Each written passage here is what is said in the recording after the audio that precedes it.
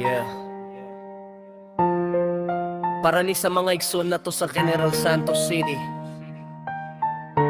ug sa tanang naapektuhan sa kalamidad,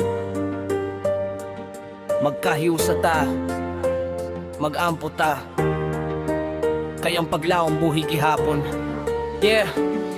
Nitayog ang kahadlok sayo sa kabuntagon, nikalit ang linok, mikurog ang palibot, dagang kasing-kasing ang nabalaka ug nasubo, apanayaw kalimot ang Ginoo na akan nato, bisan nagkurog ang yuta ilalom sa atong tiil, ang gugma sa Ginoo magpabiling ligon ug timod, kung adunay luha nga nagdagayday karon mausab ra usab na ngato sa kalipay ug paglaom, kupot lang sa pagtuo, ayaw pagbiya, ang kahayag mo abot, bisan nangit-ngit pa, magkahiusa ta karong panahon na kayang gugma kusgan pa sa bisan unsang problema. Mag-ampo ta karon, Ginoo tabangi kami hatagi kusog ang matag pamilya diri, ang pingi ang General Santos ug tibuok kalibutan,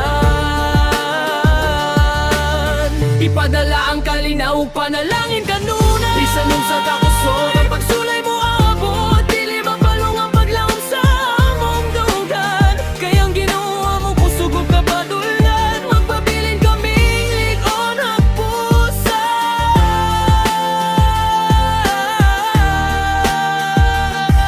Kausan katapusan. Yeah, yeah.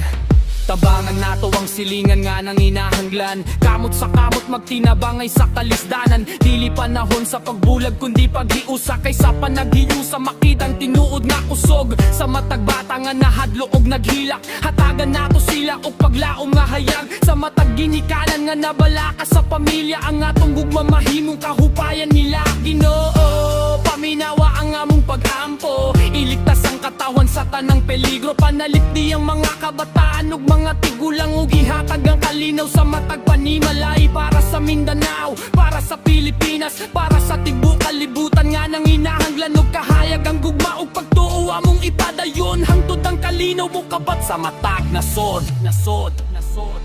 Magampo ta karon, Ginoo tabangi kami hatagi kusog ang matag pamilya diri, ang pingi ang General Santos ug tibuok kalibutan,